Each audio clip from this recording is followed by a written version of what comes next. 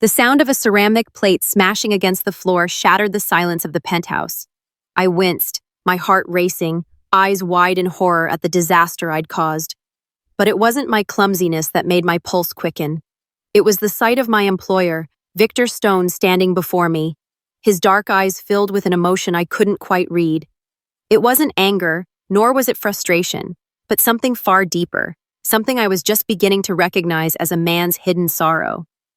Victor Stone, the reclusive billionaire who owned half the tech world, the man who had never let anyone get too close, the man who had hired me just a few days ago, was standing there in silence. The man whose wealth and power were beyond measure, yet he was staring at me as though I'd just broken his very soul, if such a thing were possible. I stood frozen in place, the broken plate beneath my feet serving as an unfortunate metaphor for how badly I had already failed him. He never spoke of his past. His world was a fortress of silence, and I was nothing but a maid in that fortress. Yet, in that moment, the walls he'd so carefully constructed seemed to crack, and I saw the vulnerability beneath. "Are you all right, Miss Williams?" he asked, his voice smooth and controlled. But his gaze, so distant, spoke of a man who had long ago shut himself off from feeling anything at all. I wasn't sure if I was more embarrassed by the mess I'd created or the strange connection that had already begun to form between us. I was just a black, clumsy maid, far from the kind of woman a man like Victor Stone would ever look twice at, let alone let inside his life. And yet, something about this man, this quiet, unapproachable genius, had begun to gnaw at my insides. What was he hiding? Why did his sadness feel so familiar? As I hurriedly picked up the pieces of the shattered plate, my mind raced. Victor Stone, a man who had everything, yet couldn't seem to touch anyone, let alone let them in. But that wasn't just my observation. It was a whispered fact among those few who had worked for him, the people who couldn't even remember a time when he'd shared a meal with anyone. Before we continue, please subscribe to the channel, like this video, and tell us in the comments where you're watching from. This helps us grow. Now back to the story. Victor Stone had never been a subject I'd dared to broach. What could I possibly know about a man who kept his past so carefully sealed away, only revealing what he wanted people to see? But in the days that followed that awkward introduction, I found myself reflecting on his silences, his distant gaze, the way he seemed to deliberately push anyone who tried to get too close, especially women. I couldn't help but wonder what had turned this man, this towering figure of wealth and power, into someone incapable of embracing the simplest form of human connection. Victor Stone, the billionaire genius whose company had revolutionized tech and cybersecurity, was a man whose name I had heard whispered with awe before I'd even stepped foot in his penthouse. Yet standing there in the kitchen, watching him silently sip his coffee as I cleaned the mess I'd made, I felt like I knew almost nothing about him. His icy exterior was a wall I couldn't seem to penetrate. His world was sterile and perfect, just like him, and it made me feel painfully out of place. Each day, as I moved through his home, meticulously cleaning, cooking, and taking care of things as he sat behind his desk working, I saw no sign of warmth or emotion. He would nod politely when I entered the room, occasionally thank me for a meal, but that was the extent of our interactions. I had been working for him for a week now, and I had started to observe subtle things that made me question the man I thought I knew. There was an emptiness in the way he moved through his life, as though he were living in a world that didn't quite match the one the rest of us inhabited. I couldn't help but notice the slight, almost imperceptible frown on his face every time he spoke on the phone with someone, the cool indifference in his voice when he gave instructions, as if he were detached from the people he spoke to. But it was the moments when he was alone, sitting by the large windows of his penthouse, staring out at the city skyline, that I saw it most clearly. There was a profound sadness in his eyes, deep and unsettling, like the weight of some unseen burden. I wondered if anyone had ever asked him about it, if anyone had ever tried to get close enough to understand what lay beneath the polished surface of his wealth and success. It wasn't until one evening, as I was cleaning his library, that I stumbled upon a piece of the puzzle. I was dusting the shelves when I noticed a framed photograph tucked behind a stack of books. The photo was old, faded, and a little worn, but there was something about it that drew me in. It was of a young Victor, no older than 10 or 11, standing beside a woman who I assumed to be his mother. They were standing in front of what looked like a modest home, nothing like the sprawling penthouse I had come to know. Victor's face was the same as it was now, sharp, guarded, and yet there was something more in his expression that I couldn't quite place. What struck me, though, was the look on his mother's face. She wasn't smiling, but her expression was warmer than anything I had ever seen on Victor's. She looked like someone who might have been capable of love, or at least of caring for her son. I didn't think much of it at first, but as I carefully set the photo back down and continued my work, I began to wonder. What had happened to this young boy to turn him into the man who could not seem to connect with anyone? The more I observed Victor, the more I began to piece together a picture of his life, a life I realized had been shaped by pain and loneliness. I remembered the stories I had heard about him before, rumors of his coldness and his reclusiveness, but I never understood them until now. There was a layer of melancholy to him that couldn't be hidden, no matter how carefully he built his walls. The tension between us only grew as the days passed. I could feel him observing me in return. His eyes, sharp and calculating, would flicker in my direction as I moved around the room, as if studying me, wondering what I was thinking. His silence was a constant presence in the house, a thick fog that I couldn't escape. But beneath that silence, I began to sense something more, something raw. Every now and then, he would look at me, not just glance, but really look, as if he was trying to see past my clumsy exterior, past the mistakes I made and the awkwardness I couldn't shake. I could tell that Victor was beginning to notice me in small ways, and it left me unsettled. He wasn't as cold as he appeared. There was a flicker of something else there, something I couldn't quite put my finger on. It started with little things. One morning, after I had made a particularly extravagant breakfast, he walked into the kitchen as I was cleaning up, and he smiled. Not a wide grin, but a small, quiet smile, the kind that seemed to soften his usually stern features. "Thank you, Mia," he said, his voice smooth and calm. It wasn't much, but for a man like Victor, it was a subtle shift. I had never heard him express gratitude in that way before, and it made me pause for a moment, my heart skipping a beat. His words didn't match the coldness of his usual demeanor, and that small gesture lingered with me long after he left the kitchen. The next day, while I was preparing lunch, I accidentally knocked over a bottle of olive oil, spilling it everywhere. I cursed under my breath, scrambling to clean it up as quickly as I could. Victor, who had been in his office, stepped into the kitchen at that exact moment. To my surprise, instead of scolding me, he chuckled, a low, amused sound that made me freeze. I looked up at him, and for the first time, I saw something other than detachment in his eyes. "It's all right, Mia," he said. "I think we all make a mess from time to time." The words were simple, but they had a weight to them that left me speechless. I wasn't used to this side of him, the side that seemed, for a brief moment, human. I found myself staring at him, trying to make sense of the man standing in front of me. There was a vulnerability in that chuckle, something so fleeting that I almost doubted I'd imagined it. That night, I found myself thinking about him in a way I hadn't before. Victor Stone wasn't just a cold billionaire with a reputation for being unapproachable. He was a man who, despite everything he had built, seemed just as lost as anyone else. And now, after these small interactions, I realized I wanted to understand him better. I wanted to know what lay behind those walls. But as much as I was beginning to see cracks in his facade, I couldn't shake the feeling that there was something more he wasn't telling me. Something deeper, something darker that made him retreat from everyone, including me. I knew that I was walking a fine line. If I pried too much, I might lose whatever tenuous connection we had. But if I didn't, I might never truly understand the man I had come to care about. As I finished cleaning up the kitchen, I glanced at the photo again, the one of Victor and his mother. I didn't know what it was, but something about it made me feel like I was standing at the edge of something far bigger than I could imagine. Victor's silence, his aloofness, it was all a shield. But what was he really hiding? I shook my head, trying to dismiss the thought. I wasn't here to solve his problems. I was here to work. But that quiet, introspective man who barely spoke, who seemed to carry the weight of a past I couldn't even begin to understand, He had started to intrigue me more than I was willing to admit. I wiped my hands on my apron, glancing once more toward his office. He was still in there, probably buried in work, the very thing that had isolated him for so long. And yet, in the back of my mind, I wondered if I was the first person to make him question the world he had so carefully constructed. Would he let me in? Would I find out what made him the way he was?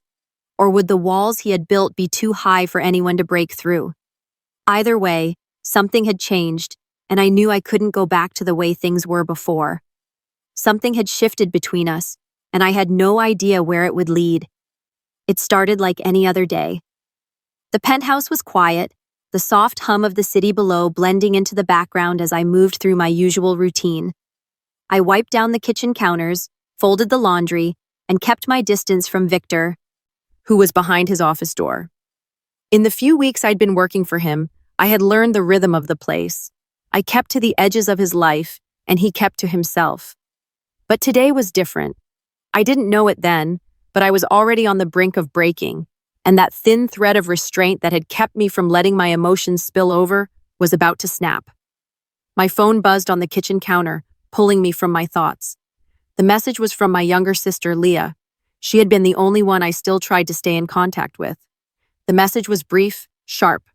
"Don't bother coming to Mom's funeral. You're not welcome here." I stood there, phone in hand, my chest tightening as I reread the words over and over again. My mother had passed away. It wasn't the message itself that shattered me.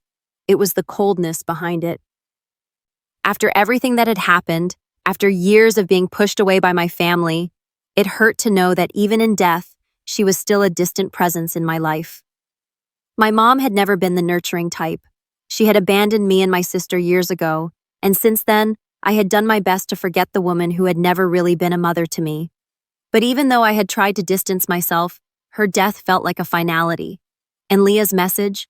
It felt like one last nail in the coffin of any hope I'd had of finding closure. The weight of the words hit me all at once, and before I knew it, I was leaning against the kitchen counter, my hands trembling, my breath coming in short bursts. The room seemed to spin as tears stung my eyes. I had worked so hard to build a life where I didn't have to rely on anyone, where I didn't have to feel anything. But all that effort, all that emotional armor, crumbled in an instant. I hadn't even heard the door open. The next thing I knew, I felt a presence beside me. Victor, standing there, his sharp gaze focused on me. I didn't know how long he had been watching. His gaze, usually cold and distant, was now full of something else, something I couldn't place. "Are you okay?" His voice was soft, almost uncertain. The words were a simple question, but they held an unexpected weight, as if he knew more than he was letting on. I blinked rapidly, wiping my eyes with the back of my hand, trying to pull myself together. "I'm fine," I muttered. Though I knew it was a lie, I wasn't fine. I was far from it. Victor's gaze lingered on me, studying me in a way that felt more intrusive than comforting. It wasn't pity or judgment in his eyes, but something else, something like concern. For a moment, I thought I imagined it, but there it was, clearly there, in the way he looked at me. "I don't think you are," he said, his voice still gentle but firm, as though he was trying to coax me into opening up. I didn't know why I did it, but the words came tumbling out before I could stop them. "My mom passed away, and I just got a message from my sister. She told me not to come to the funeral, that I'm not welcome." I wiped away a tear that had escaped, my voice trembling as I spoke. "I've been trying to put all this behind me for years, and now it's like none of it matters anymore." Victor remained silent, his eyes studying me with an intensity that made my chest tighten. I expected him to turn away, to go back to his world of work and isolation. That's what I thought he would do, what he always did. But instead, he did something I didn't expect. He stepped closer. Not too close, not enough to invade my space, but just close enough that I could feel his presence. He didn't say anything for a long time. I think he knew I needed the silence. He knew, perhaps, that words weren't enough. The stillness between us was comforting, and for the first time since I'd started working here, I didn't feel quite so alone in the silence of the room. "I'm sorry," he said quietly, his voice almost like a whisper. I can't imagine how that must feel. His words weren't overly sympathetic. He wasn't trying to fix anything, but there was a quiet empathy in them that made me look at him differently. I had never imagined Victor Stone being anything but a distant, aloof billionaire. He had always been the man with walls built so high that no one could reach him. But in that moment, I saw the cracks in his armor. Victor had his own pain. I was sure of it. His coldness, his detachment, those were just shields. They had to be. Everyone had something. I wondered if his silence wasn't a defense, like mine had been. Victor's next words were even softer. You don't have to carry that alone, Mia. Sometimes letting people in is the only way to move forward. I froze, my heart skipping a beat. His words, so simple, so direct, caught me off guard. No one had ever said that to me before. Not like that. It was a challenge, not a comfort. Let people in? How could I, when everyone I'd ever let close had left me or hurt me? But something in me wanted to believe him, wanted to trust him.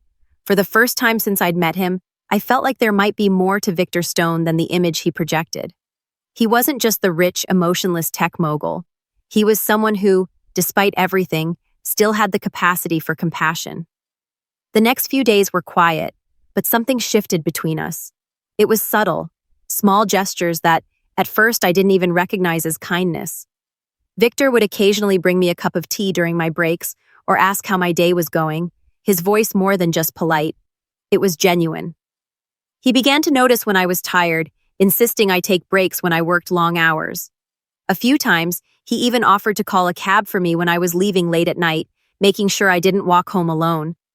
I didn't know how to react at first. It was all so unexpected. Victor Stone, the man who had never let anyone in, was showing me kindness in ways that left me speechless. And the more I thought about it, the more I realized that I was beginning to look forward to those moments. Victor didn't talk about himself, not really. He never gave away anything personal, but in these small acts, I saw a different side of him. I saw the man who, despite everything, still cared. I had always judged him for his coldness, assuming that his emotional distance meant he was incapable of feeling. But the more I observed, the more I realized that maybe it wasn't that he couldn't feel, it was that he had learned not to. As the days went on, I started to notice how much I appreciated these small gestures. They were simple, yet they spoke volumes about him. I found myself questioning everything I had thought I knew about Victor. Was I wrong to judge him so harshly based on his stoic exterior? Did his quiet kindness mean something more than just politeness? And more importantly, what did this all mean for me? I had come to his penthouse to do a job, to keep my head down, and to avoid the emotional pitfalls that always seemed to find me. But now, for the first time in years, I found myself questioning my own defenses. Was I letting down my guard without realizing it? And if I was, what would happen next? I didn't have the answers yet, but one thing was clear. My time in this penthouse, working for Victor Stone, was going to change me in ways I wasn't prepared for. Victor Stone had always been a man of mystery. His silence was more than just a preference for solitude. It was an impenetrable wall that he had spent years building around himself. In the weeks I had worked for him, I had come to recognize that there was more to him than the stern exterior he presented to the world, but I couldn't figure out what it was. What was it that had shaped him into the man who avoided all human connection? The man who lived in a fortress of wealth and power, yet seemed emotionally alone? The answers, I realized, were somewhere in this penthouse, hidden beneath layers of polished surfaces and perfection. It wasn't until one afternoon, while I was cleaning his library, that I stumbled upon something that would answer more of my questions than I could have imagined. I had just finished dusting the shelves when my eyes caught sight of something tucked behind a stack of books. A leather-bound journal. It looked old, its edges frayed with age, and there was something about it that made me pause. I hesitated for a moment, unsure whether I should leave it alone or see what was inside. I wasn't one to pry into someone's personal belongings, especially not Victor's. But curiosity won out. I picked up the journal, its weight surprisingly heavy in my hands, and sat down on the plush armchair near the window. The room was quiet, save for the soft hum of the city below. As I opened the journal to the first page, The handwriting inside was neat but hurried, as if the writer had been trying to get something off their chest. The ink was slightly faded, but the words were still legible. The entries were dated, spanning several years, and as I read through them, I found myself drawn into a story I hadn't expected. The first few pages spoke of a young Victor, barely out of college, full of ambition and dreams for the future.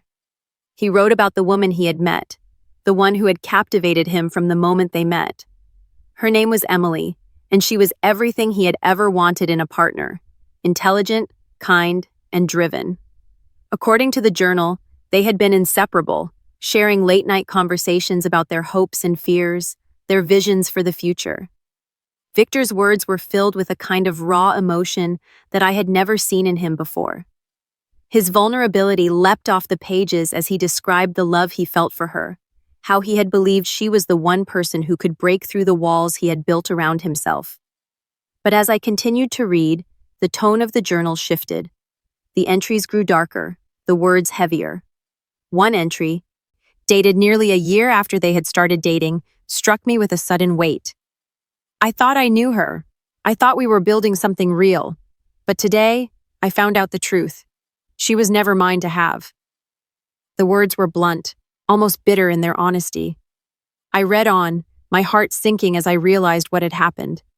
Emily, the woman who had been Victor's everything, had betrayed him in the worst way possible. She had cheated on him with someone from his inner circle, a colleague who had worked on some of his biggest projects.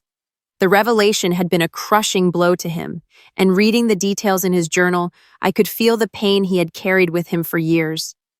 The final entry was the most haunting. I don't know how to trust anymore. She took everything from me. The future I thought we had, the trust I gave her, all of it shattered. I'm done with love. If I'm going to succeed, I'll do it alone. There's no room for anyone else in my life. The journal ended there, but the words stayed with me, echoing in my mind long after I had put it down. It was clear now that this betrayal, this deep wound, had shaped Victor into the man he had become. The walls he had built around himself were not just the result of his father's emotional neglect, as I had assumed, but of this woman's betrayal, which had left a scar so deep he had sworn never to let anyone close again. Victor had closed himself off, choosing isolation over the possibility of another heartbreak. No wonder he had never allowed anyone into his life, not even me. He had built a fortress, not just around his wealth, but around his heart, afraid that if he let someone in, they would hurt him the same way Emily had. I couldn't help but feel a deep sadness for him. He had never asked for this pain, yet it had shaped him in ways that were impossible to ignore. But more than that, I felt a surge of empathy. How could I have judged him so harshly when I hadn't known the full story? His emotional isolation wasn't just a defense mechanism, it was survival. I closed the journal and carefully placed it back where I had found it, my mind racing. I didn't know how to process this new information, but it made me see Victor in a different light. He wasn't the cold, unfeeling man I had assumed him to be. He was someone who had been hurt deeply, someone who was afraid to trust again. But as I stood there, alone in his library, I realized something else. I had grown to care about him. More than I had allowed myself to admit, and the more I learned about him, the more I wanted to help him heal from the wounds that had shaped him. But the problem was, I didn't know if he would ever let me. As the days passed, I noticed a change in Victor. It was subtle at first. Small things, like him actually acknowledging my presence when he came into the kitchen or thanking me for the meals I prepared.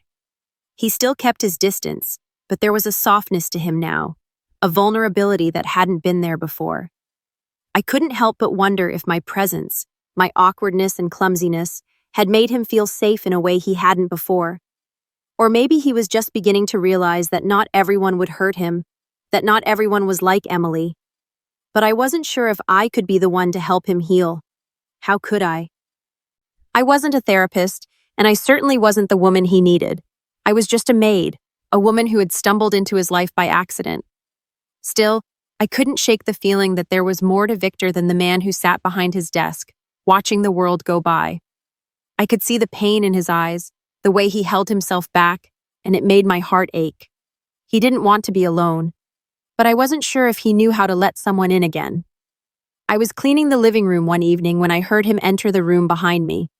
I didn't look up, assuming he would go straight to his office as usual, but then I heard his voice, soft, hesitant, almost uncertain. "Mia?" I turned to find him standing in the doorway, his hands in his pockets. His usual confidence was gone, replaced by something more vulnerable, something that made my pulse quicken. "I was wondering if you wanted to join me for dinner," he said, his tone casual, but there was something else in his eyes. Hope? Hesitation? I couldn't quite tell. I blinked in surprise. "Dinner?" I asked, unsure if I had heard him correctly. He nodded, looking almost nervous. "I thought it might be nice," he said, his voice trailing off. "For once, we could eat together." My heart skipped a beat. This was more than just an invitation to dinner. This was a crack in his armor, an olive branch he was extending. He was reaching out to me in a way he hadn't before, and I wasn't sure what to do with it. "Yeah, I'd like that," I said before I could second-guess myself. As we sat down to eat together, something shifted. The walls between us, though still there, seemed a little less high, a little less impenetrable. Victor was still distant in many ways, but there was something different now, something raw and real, something that I couldn't ignore. And though I wasn't sure what it meant for us, I knew that whatever it was changing both of us. But as the evening wore on, I couldn't help but wonder, was this just the beginning? Or would I be the one to get hurt in the end? The soft glow of the penthouse lights seemed too bright after the long, dark hours of the evening.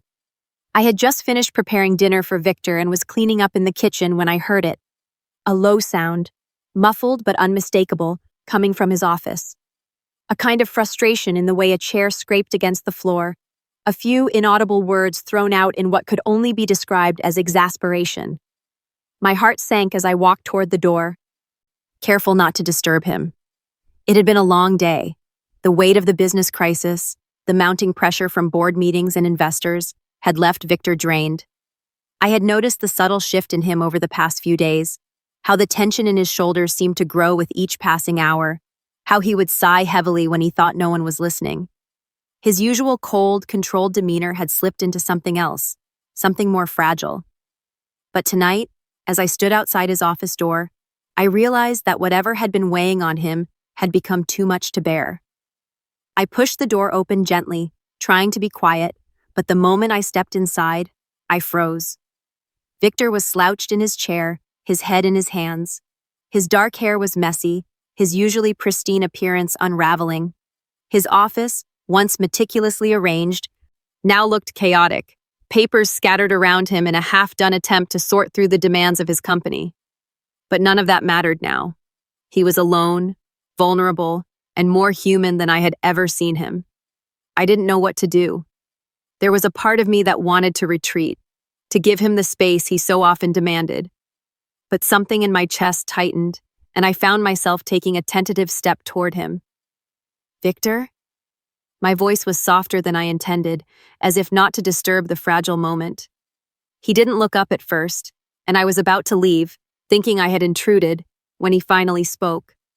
His voice was low, raw, as though each word was a struggle to get out. "I don't know what to do anymore, Mia," he said, the words coming out ragged. "I thought I could handle everything, build this empire, create something that would make a difference. But it's all slipping through my fingers. My company, my life, everything. It's all becoming too much. And I'm just a man who doesn't know how to connect with anyone." My heart ached at his words. I had seen Victor's success, his brilliant mind that had driven him to build something extraordinary. But now, in the stillness of this moment, I saw the cracks in the facade. His words hung in the air like a confession to himself as much as it was to me. The quiet anguish in his voice, the way his hands trembled slightly as they rested on the desk, revealed a side of him I hadn't expected. I took another step forward, closer this time, unsure of what I could say to offer comfort. But I couldn't just stand there, not when he was so open, so vulnerable. "You don't have to do it all alone, Victor," I said, my voice shaky but determined. I don't know what you're going through, but you don't have to carry all of this on your own. Victor's head lifted slightly, his eyes meeting mine, but they weren't the cold, calculating eyes I had come to know. They were tired, filled with something I couldn't name. A mixture of sorrow, fear, and dare I say it, hope. I've always done everything alone, he replied, his tone tight, almost as if he were trying to convince himself. I built this life for myself because I thought that was the only way to survive. I didn't need anyone, Mia. But now, I don't know what I'm doing anymore. I've pushed everyone away, and I don't know how to let anyone back in. His admission struck me harder than I expected. The walls I had seen him build around himself weren't just for show. They were a defense against a world that had hurt him, a world that had taught him to trust no one. I could feel it in the way he spoke, his words heavy with regret, a history of painful experiences that had shaped him into this man, this billionaire who had everything yet had nothing.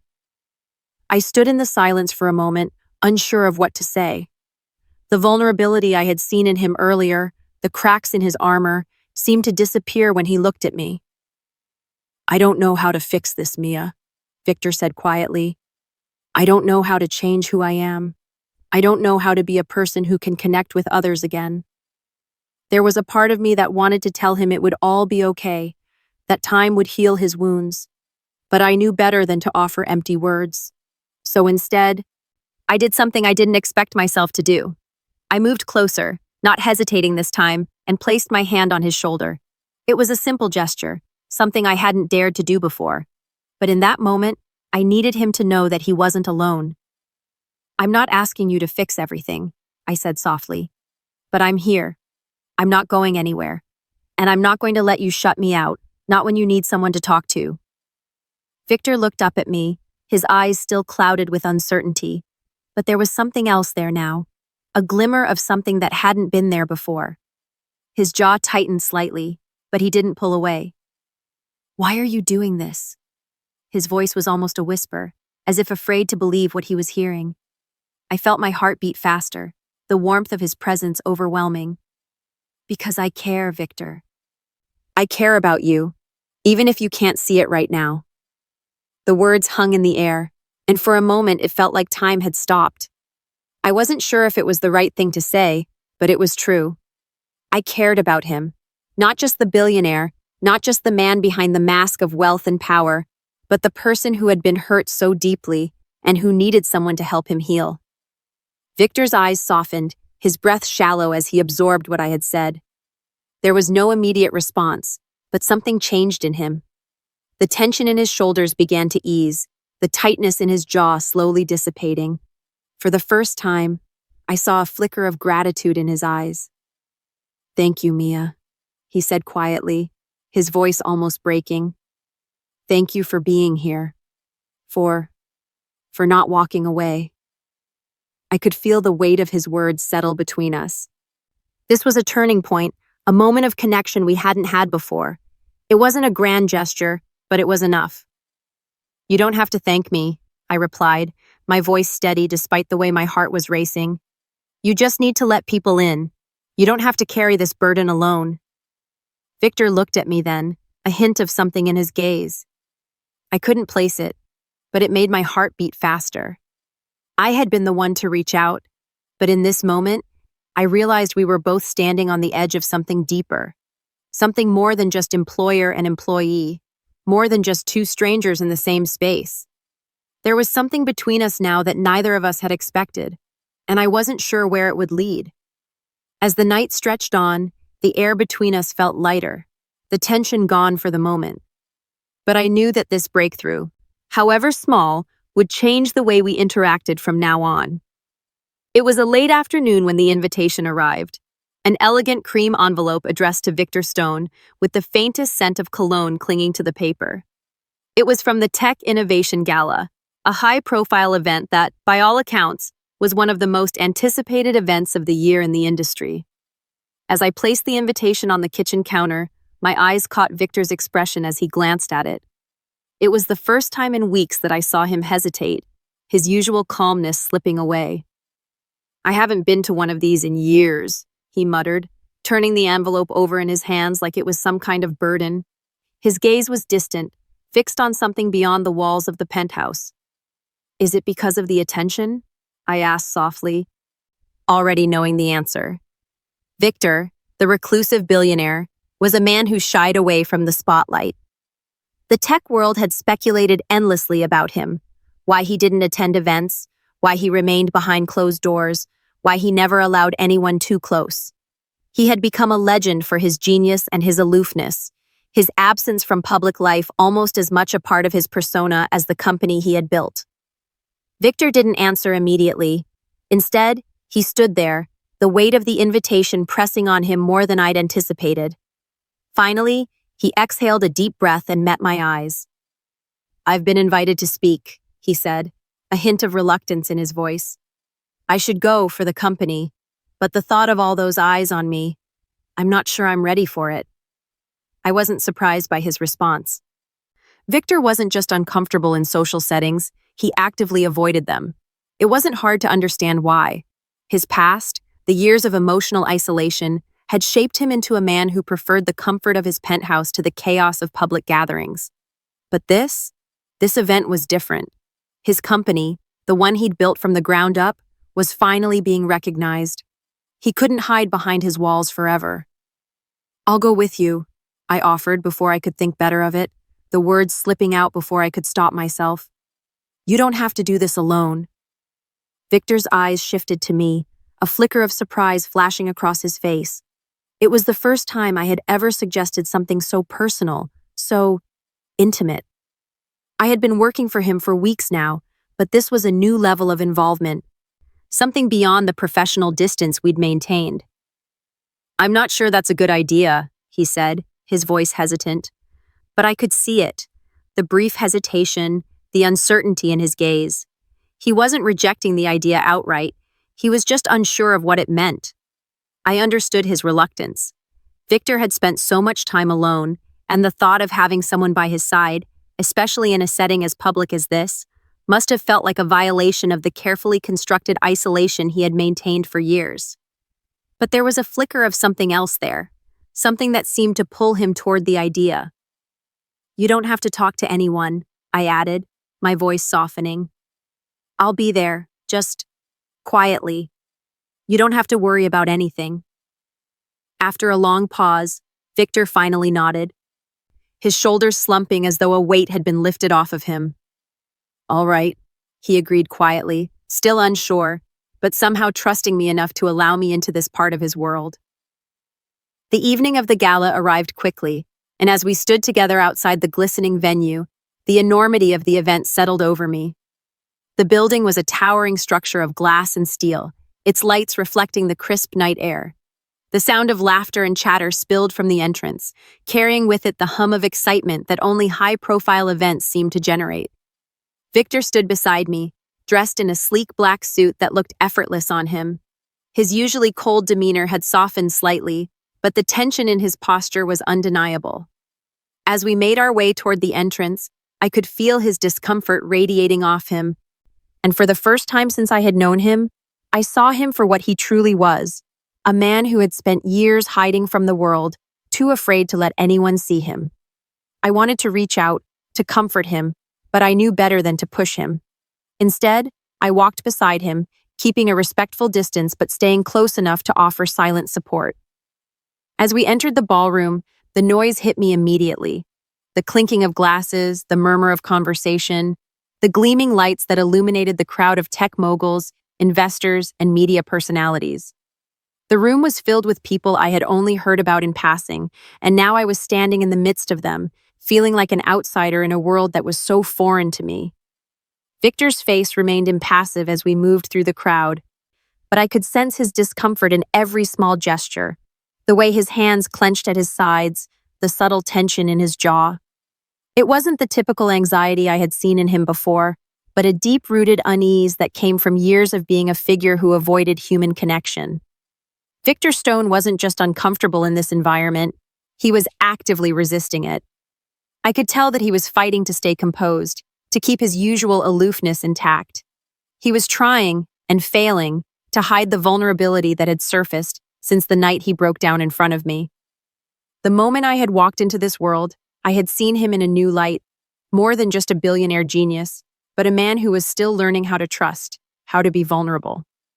As we stood at the edge of the room, watching the crowd mingle, I could feel the weight of the situation pressing down on him. He was holding himself together, but I could tell it wasn't easy. And then, before I could fully process what was happening, I found myself stepping closer to him, offering a small, subtle gesture of support. I reached out and gently touched his arm, a soft connection that I wasn't sure he was ready for.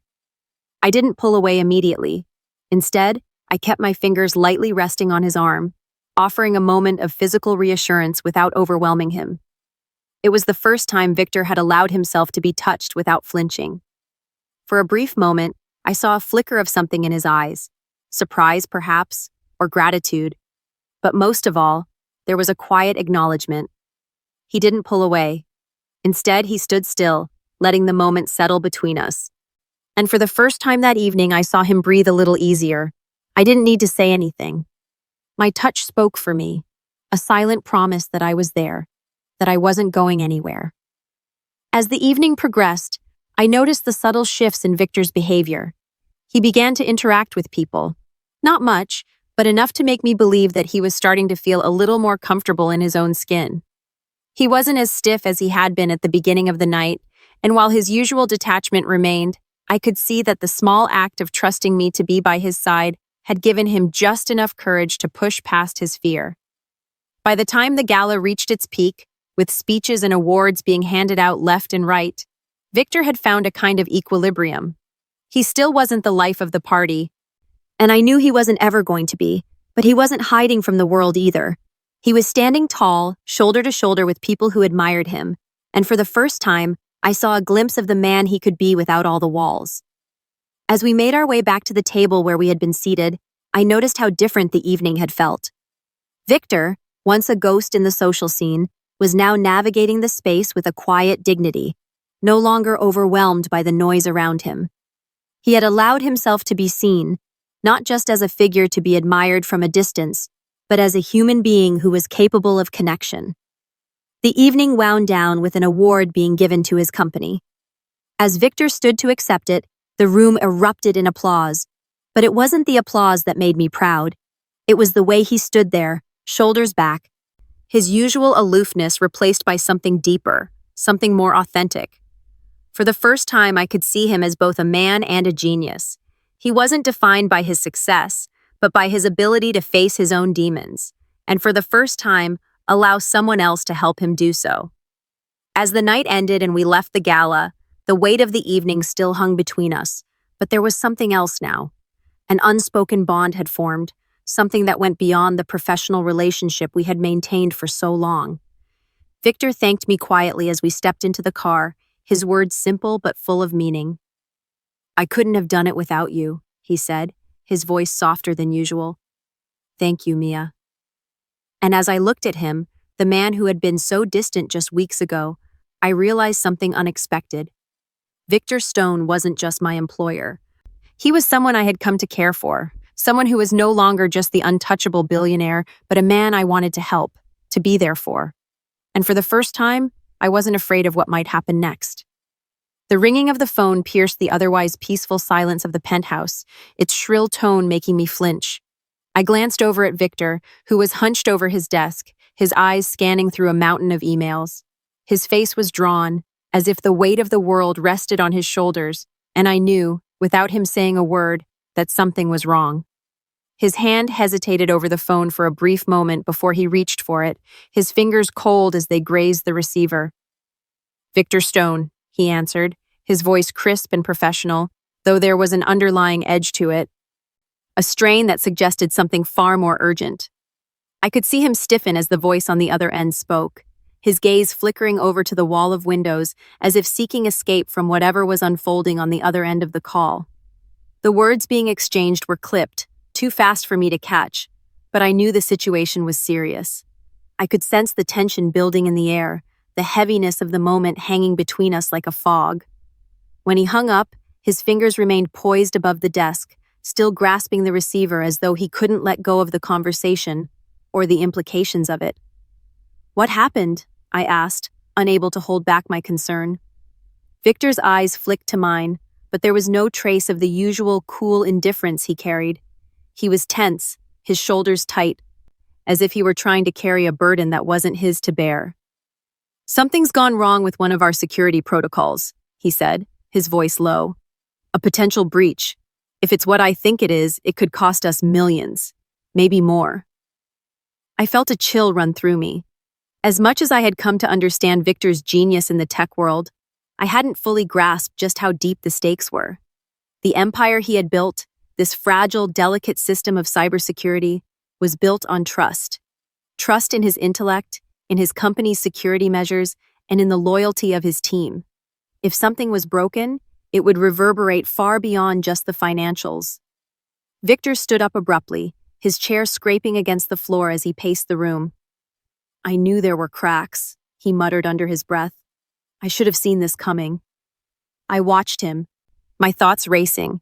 It was the first time I had seen him this visibly shaken, this human, and the moment left me unsure of how to react. Victor had always kept his problems at arm's length, never showing any sign of weakness. But now, he was unraveling in front of me, and I didn't know how to help him. "Victor," I said gently, trying to reach him. "You can't carry this alone. You need to take a step back. Think it through." He paused mid-stride, his back to me, but I could see the tension in the line of his shoulders. His voice was strained when he finally responded. "I don't have the luxury of stepping back, Mia. This is my company. If it falls apart, I'll be the one responsible, no one else." I stood silently for a moment, watching him, realizing that Victor's fear wasn't just about losing his company. It was deeper than that, rooted in something personal, something I hadn't fully understood until now. "You're not alone in this, Victor," I said, my voice softer. "I'm here, and I want to help you." Victor turned to face me then, his eyes dark and tired, the weight of his emotions pressing down on him. "I've been alone for so long, Mia. I don't know what it means to trust anyone. I've built this empire to protect myself, to protect the people I care about from getting hurt." I blinked, surprised by the rawness of his words. It wasn't like him to admit anything so vulnerable, and yet here he was, breaking down the walls he had so carefully built around himself.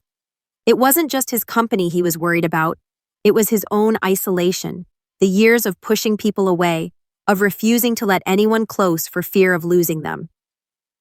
"I don't know how to connect with people anymore, Mia," he continued, his voice thick with frustration.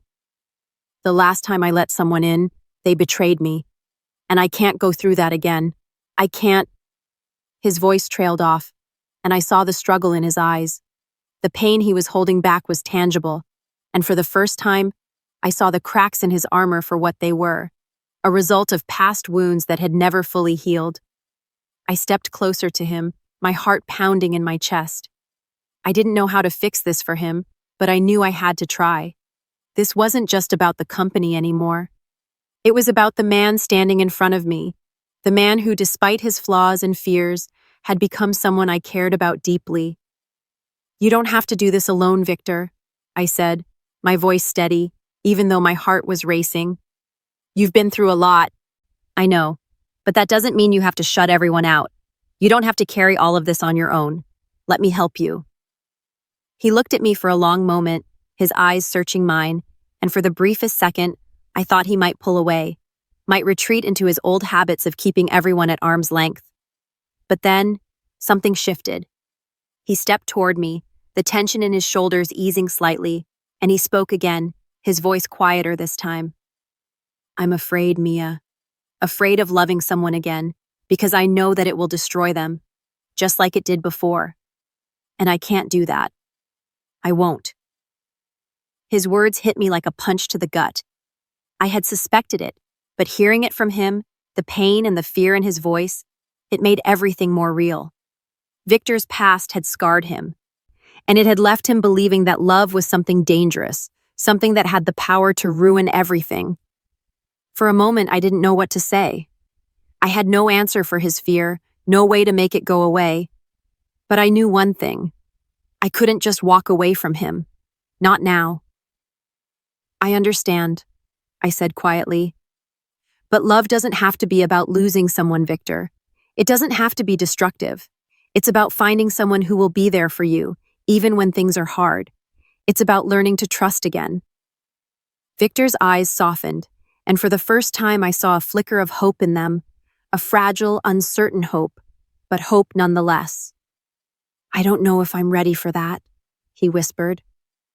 You don't have to be ready yet, I replied, my voice gentle but firm. We can take it one step at a time. Just don't shut me out. Okay? Victor stood there for a long moment, his gaze locked on mine. I couldn't read what he was thinking, but there was something in his eyes, a vulnerability I hadn't seen before. Slowly he nodded. I'll try, he said, his voice barely audible. I'll try, Mia. As the days passed, Victor seemed to let go of a little more of his emotional baggage, but it wasn't a smooth journey. The crisis in his company was still looming, and the pressure from the board members and investors was immense. But now, there was a new dynamic between us. We weren't just employer and employee anymore. We had crossed some invisible line, and it had changed everything. I could see it in the way he treated me, more like an equal, more like someone he trusted. And I could feel it in the small moments we shared, those brief glances, the quiet conversations, the way he leaned in when I spoke, as though my words mattered to him. One evening, after another long day of meetings and calls, Victor surprised me. I had just finished cleaning up the kitchen when he walked in, his expression softer than usual. I was wondering, he began, his voice a little hesitant, if you'd like to have dinner with me. Just the two of us. I blinked, not sure I'd heard him correctly. Dinner? I repeated, my heart suddenly racing. You mean, like, together? He nodded, his usual guarded demeanor fading into something warmer. Yeah, I thought we could eat in for once. No business talk, just dinner.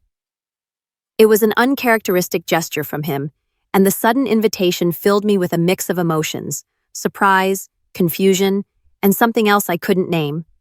I smiled, my heart skipping a beat. I'd like that, Victor. I'd really like that. The car ride to Victor's childhood home was quiet, the silence thick with unspoken words. As we neared the outskirts of the city, the towering buildings began to give way to more familiar, modest neighborhoods. The sleek glass and steel structures of the business district melted into suburban homes with cracked sidewalks and aging trees lining the streets. It was a world far removed from the penthouse where we'd spent the last few weeks, a stark contrast to the polished perfection Victor had built around himself. I glanced over at Victor, who sat with his hands clasped tightly in his lap, his jaw set in the same grim line he often wore when he was deep in thought. His expression was unreadable, his eyes fixed on the passing scenery, though I could feel the tension radiating from him. I knew that the idea of revisiting this place, the site of so many painful memories, wasn't something he'd ever planned to do. But the invitation had come unexpectedly, an offer from his old neighborhood, a request for him to return, perhaps as some kind of symbolic gesture of reconciliation with the past. And reluctantly, he had agreed to go. I couldn't imagine what it must have been like for him to return here, to the place where his childhood had been marked by abandonment, neglect, and betrayal. But I wasn't going to let him face it alone. Not this time. When we arrived, the house stood before us like an old ghost, worn, faded, but still stubbornly standing. The once white paint had peeled away in places, revealing the weathered wood beneath. The front yard, which had once been manicured, was now overgrown with weeds. A few broken pieces of furniture littered the porch, as if the house had been forgotten by the world.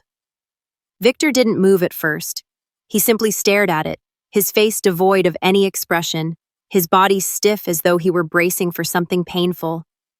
I didn't say anything, knowing that the weight of this moment would require more than just words. Finally, after what felt like an eternity, he exhaled a long breath and opened the door of the car, stepping out onto the cracked pavement. I followed him, my footsteps quiet against the stillness of the air, my heart in my throat as I tried to anticipate the storm of emotions that must have been brewing inside him. As we made our way to the front door, Victor hesitated, his hand hovering over the knob for a moment. There was a tremor in his fingers, something that betrayed the strength he had spent years cultivating. "Do you want to go inside?" I asked, my voice low, careful not to break the fragile silence between us. Victor turned to me, his eyes dark, full of unspoken memories. "I have to," he said, his voice barely above a whisper. "I've avoided this place for too long. I can't keep running from it." With that, he pushed open the door, and we stepped inside. The interior was just as I had imagined, small, cramped, with faded wallpaper peeling at the edges. The smell of old wood and dust hung in the air, and the furniture, though simple, was well worn, showing the marks of years spent in this house. It was nothing like the grand penthouse he had created for himself. It was a place that held only echoes of a past he'd tried to bury. We moved through the rooms slowly, Victor leading the way as if he were a man walking through a tomb, haunted by the memories that lingered in every corner. He didn't say much, but I could feel the weight of his thoughts pressing against him, and I wanted to reach out to him, to comfort him, but I knew this was something he had to face on his own. Finally, we stopped in front of a door at the back of the house. It was slightly ajar, and the light from the hallway spilled in, casting a long shadow on the floor. "This is it," Victor said quietly, his voice tinged with something I couldn't quite identify. "This is where it all fell apart." I didn't ask what he meant, knowing he would tell me in his own time. Instead, I stood beside him, offering my silent support. He pushed open the door, and we stepped into what had once been his bedroom. The bed, now stripped of sheets, was small, the mattress sagging in the middle. There were no personal items left, no traces of the child he had been. Only the remnants of a place long abandoned by love and care. Victor's gaze swept the room, and for the first time since we arrived, I saw him falter. His eyes, once so controlled and guarded, softened, and I could see the pain in them. I could feel the weight of the memories pressing down on him, his mother's abandonment, his father's neglect, and the betrayal that had come after. "I thought I could forget it all," he murmured, his voice barely audible. "But I can't. It's always there in the back of my mind, like a shadow I can't outrun." I stepped closer, my heart aching for him. "You don't have to carry it alone anymore," I said gently. "You don't have to hide from it. You can let it go, Victor." He turned to me, his eyes filled with a mix of disbelief and vulnerability. "You don't understand, Mia," he said, his voice breaking. "Every time I let someone in, they leave. They hurt me, and I can't let that happen again. I can't let anyone close enough to destroy me." I felt my chest tighten at his words. This wasn't just about his company or his success. This was about a man who had been hurt so deeply that he had locked away his heart, refusing to let anyone inside. He had built walls so high that even love couldn't penetrate them. "You don't have to shut people out, Victor," I said softly. "You don't have to push everyone away. Not me. Not anymore." His eyes searched mine for a long moment, as if trying to decipher the truth behind my words. For the first time, I saw something break through the ice. A flicker of hope, maybe. Or the beginning of trust. "I don't know how to be vulnerable," he admitted quietly, his voice thick with emotion. "I don't know how to love someone without destroying them." I stepped closer, gently touching his arm, a silent gesture of reassurance. "You're not alone," I said again, my voice steady, even though my heart was racing. "I'm here, Victor. You don't have to be afraid." The words seemed to settle between us, and for the first time I saw something in him that I hadn't seen before. A crack in the armor, a man who was ready to heal. We stood in silence for a few moments, the weight of the past hanging in the air. But as I looked at Victor, standing there before me, no longer the cold, distant billionaire, but a man who had allowed himself to feel for the first time, I realized something. This was the man I had come to care about. Not just his wealth, not just his success, but the man who had struggled, who had fought through the darkness, and who was beginning to let someone in. And as we left the room, the weight of the past still lingering, I felt a shift between us. This was the beginning of something new, something neither of us had expected, but something we both needed. The road ahead wouldn't be easy, but it was a road we would walk together. That night, as we sat together in the quiet of the penthouse, something unspoken passed between us. Victor was still guarded, still hesitant, but he was no longer alone in his pain. He had allowed himself to trust me, and in doing so, he had opened a door to a new future. For the first time, I realized that I wasn't just his confidant anymore. I was becoming something more. And as much as I had feared what my growing feelings for him might mean, I couldn't deny the truth anymore. I was falling for him. And he, too, was starting to let go of the walls he had built so high around himself. The office was quiet, save for the rhythmic tapping of keys on a keyboard. The sleek, modern furnishings of Victor's penthouse office hadn't changed, but the atmosphere inside felt different now. Lighter, almost. The tension that had been so palpable just weeks ago, when everything seemed to be unraveling, was gone. Victor stood by the window, looking out over the sprawling city below, the lights of the skyline blinking in the dusk. I could tell he was thinking, as he often did, his mind constantly racing, but today there was something else behind his gaze, a quiet satisfaction, a hint of peace. The company had weathered the storm. The breach that had threatened everything had been contained, the damage minimized, and now, after days of nonstop work and sleepless nights, Victor stood on the other side, victorious, not just in business, but in a much more personal battle. He turned to me as I entered, a soft smile forming at the corners of his lips. He was different now, not just in the way he looked. There was a certain ease in his posture, a weight that had lifted from his shoulders, but in the way he was with me. Gone was the man who had hidden behind walls of emotional detachment, the man who couldn't let anyone in. That man had been replaced by someone who was learning to trust, to let go, to embrace the idea that maybe, just maybe, he could be loved. "Everything's been sorted," he said, his voice steady, a trace of relief in his tone. "The crisis is behind us." I nodded, trying to suppress the smile that threatened to break through. "I knew you'd make it through. You've always been capable of more than you let people see." Victor's gaze softened as he moved toward me. "I couldn't have done it without you, Mia.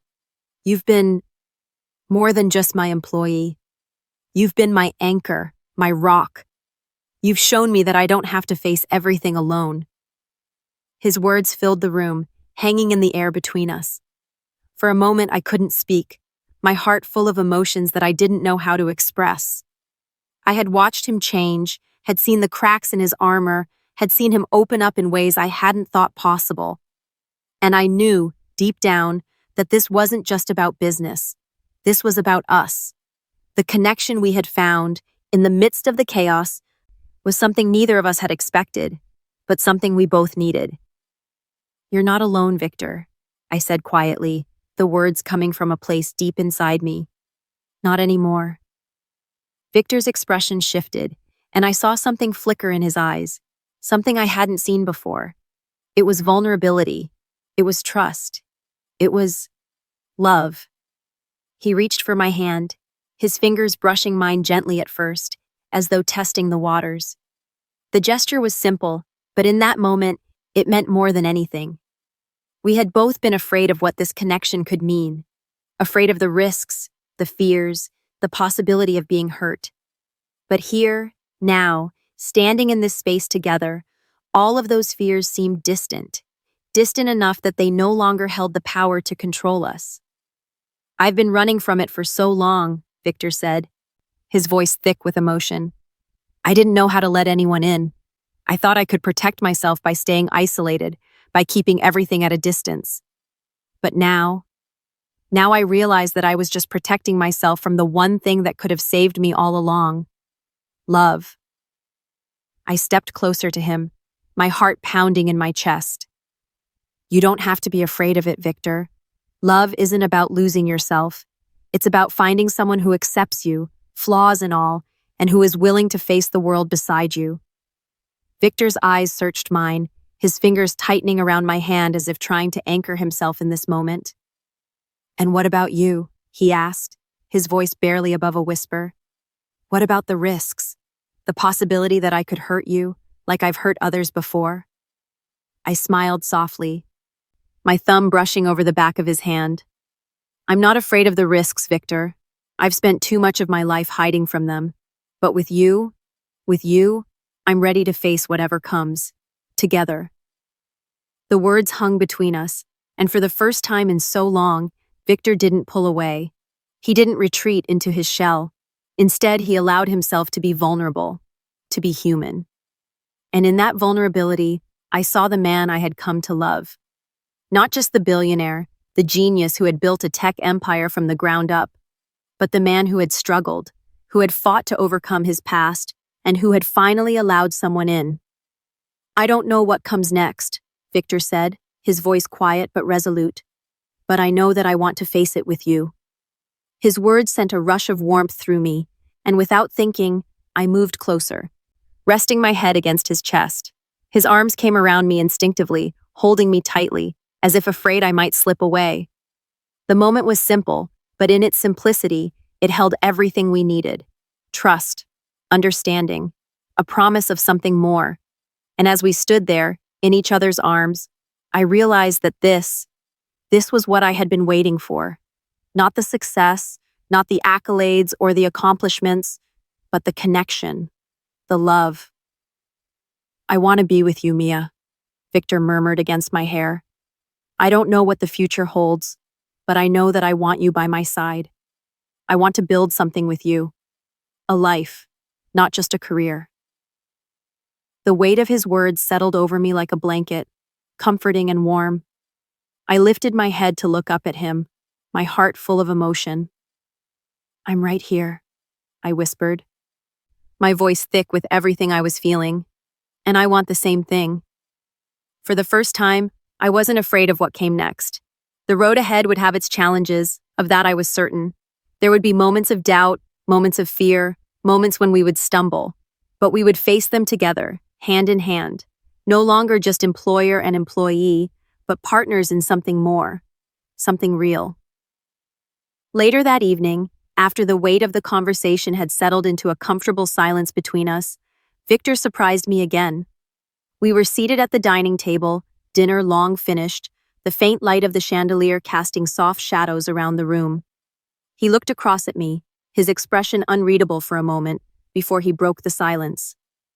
Mia, he said, his voice gentle, I want to take you somewhere. Somewhere special. I raised an eyebrow, intrigued. Where? Victor stood up, offering me his hand.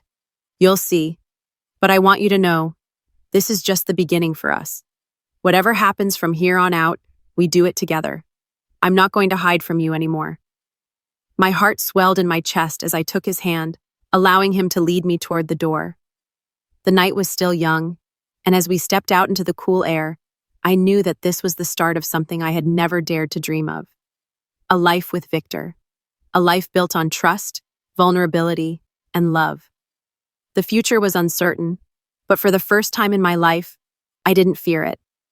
We had found each other when we least expected it, and now, together, we were ready to face whatever the world had in store.